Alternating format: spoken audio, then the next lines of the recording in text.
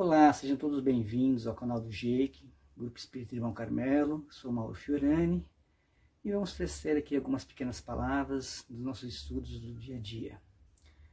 Antes de mais nada, gostaria que vocês compartilhassem esse vídeo, comentassem, curtissem, para que mais lares possam receber esses ensinamentos do Mestre Jesus. Antes de começarmos, nós vamos fazer uma prece inicial, como sempre fazemos. Então, aqueles que se sentirem melhor em encerrar seus olhos físicos, que assim o façam. Para que então, levemos o único pensamento a Deus o Pai, Jesus o Mestre, a Ele toda a honra e toda a glória, louvado seja o Senhor por todas as suas criaturas. É isso aí. Eu acho que vou tirar o óculos porque está dando reflexo aqui. Agora ficou melhor. Pois bem, meus queridos, estamos aqui mais uma vez juntos, né, para terminar o ano. Espero que os seus lares possam receber a paz do Divino Mestre e que os corações sejam sempre abertos para a ajuda ao próximo.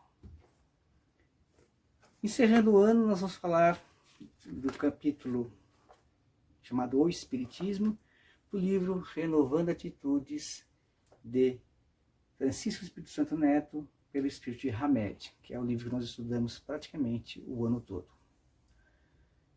O que seria o Espiritismo? O Espiritismo traz para nós respostas? Sim, mas também nos faz pensar, também nos faz tentar entender as máximas evangélicas e nos dá a obrigação de fazê-las cumpri-las, como o próprio Mestre falou.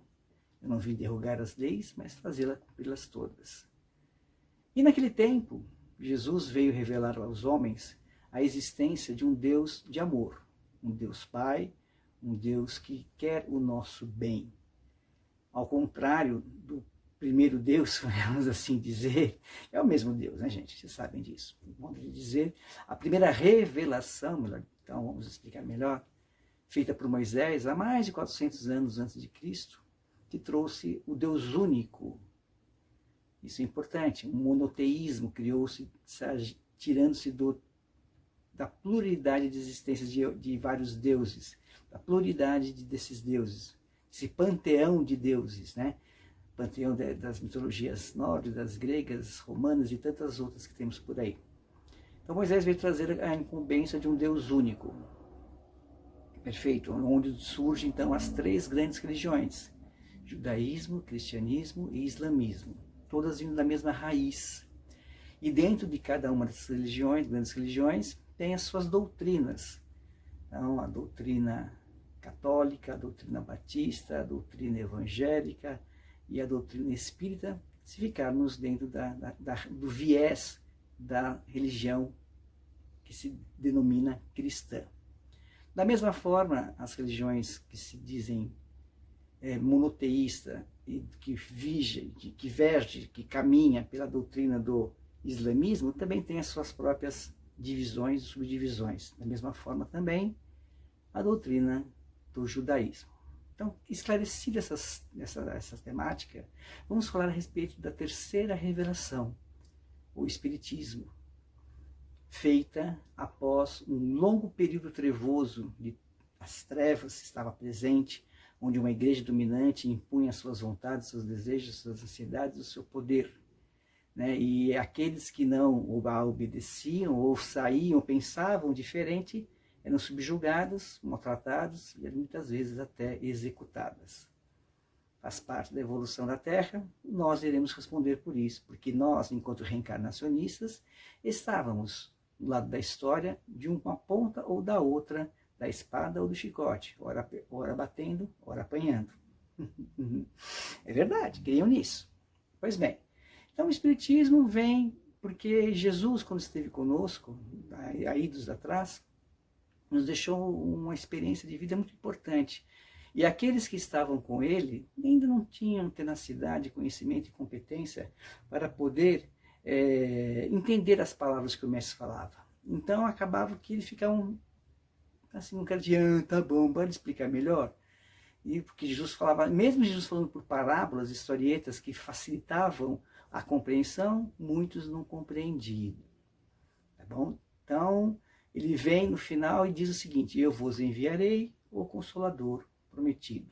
Quando que ele virá? Quando a Terra estaria mais preparada, mais ambientalizada, mais perfeita, no sentido de que acolhendo os conhecimentos. Logo após o período trevoso, surge então a era do iluminismo, ou seja, se fez luz onde havia trevas, iluminou-se. Então iluminou o quê? As ideias, os conceitos, iluminou-se a vontade do ser humano de progredir, as grandes descobertas, as grandes navegações, tudo foram crescendo, tudo foram tendo o seu resultado positivo, e na filosofia também não poderia ser diferente. E aí lá pelo finalzinho do século XIX, 1800 e alguma coisa, eu não guardo data, não tenho por que guardar datas, já foi o meu tempo, porque enquanto no colégio nós éramos obrigados a guardar determinadas datas, mas agora é importante guardar dentro do coração o significado de cada data, isso é mais importante. Então, meados do século XIX, vem na França. Por que na França, gente? Porque na França era um país muito com ideias de liberdade, igualdade e fraternidade muito viva entre o coração daquele povo. Muito forte, era um povo aguerrido, era um povo que não deixava se passar por detrás. E nesse período, então, que surge o Espiritismo, através da ciência, da competência, da tenacidade, do bom senso de uma pessoa que não tinha uma mediunidade exacerbada para validar cada vez mais os sentidos. E através, então, da observação, da comunicação de mortos, entre aspas, a palavra mortos, né? De espíritos que estavam do outro lado com os encarnados, utilizando de instrumentos mais variados possíveis, cestas com pontas, com agulhas, com canetas, com mesas, enfim, uma série de outros elementos que eram inanimáveis, não tinham como uma mesa pode responder a alguma coisa. Uma mesa é um objeto inanimável. Então Kardec parou e pensou, peraí, se tem alguma inteligência por detrás disso, alguém inteligente está manipulando. E se esse alguém está vivo. E foi através, então, das comunicações, ao longo dos tempos, que o Espiritismo foi se fortalecendo e foi se tornando essa doutrina maravilhosa que hoje nós todos estamos começando a entender, que é um grande passo. E quando nós entendemos, é o começo para a aceitação. E quando nós entendemos, aceitamos, estamos prontos para a prática. Então você veja que tem um estágio, entender, conhecer e praticar. E muitas pessoas ainda buscam no Espiritismo soluções mirabolantes, vão à busca do misticismo, vão à busca do imaterial, vão à busca do questionável, do místico, né? E acabam se perdendo ao longo do caminho. Da mesma forma também que existem lugares distintos e diferentes, existem trabalhadores distintos e diferentes que, através de suas práticas, acabam confundindo, né, as ações às quais foram submetidos ou escolhidos para serem os artífices da doutrina espírita. E muitos deles falham. Falham por quê? Talvez por uma questão básica do ser humano, que ainda está inserida no coração de cada um de nós, e eu me incluo também, no quesito de que é o orgulho falando alto, o egoísmo falando alto, né? A avareza falando alto, enfim, todas aquelas situações lamentáveis que carregamos dentro de nós, o qual responderemos no amanhã. Mas o Espiritismo lhe traz também, como o próprio nome diz, consolador. O que é um consolador? É algo que nos traz alívio, algo que nos traz descanso, algo que nos traz como posso dizer, um conforto muito grande dentro de nós. Ao sabermos que a morte não existe, aceitarmos, melhor dizendo, que a morte não existe, nós estamos apenas nos afastando visualmente do nosso ente querido que partiu. É como se ele fizesse uma viagem para uma outra terra distante e nós ficássemos longos períodos sem nos falarmos. É isso. Então, por isso que tem a conotação de uma viagem. A morte é uma viagem que o ser faz na busca dos seus aprimoramentos e dos seus conhecimentos.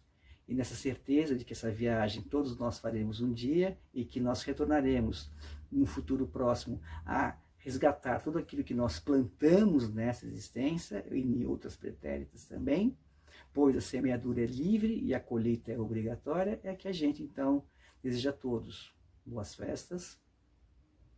Pensem bastante naquilo que vocês fizeram no decorrer do ano, reflitam as suas ações, procurem melhorar cada vez mais a cada novo dia.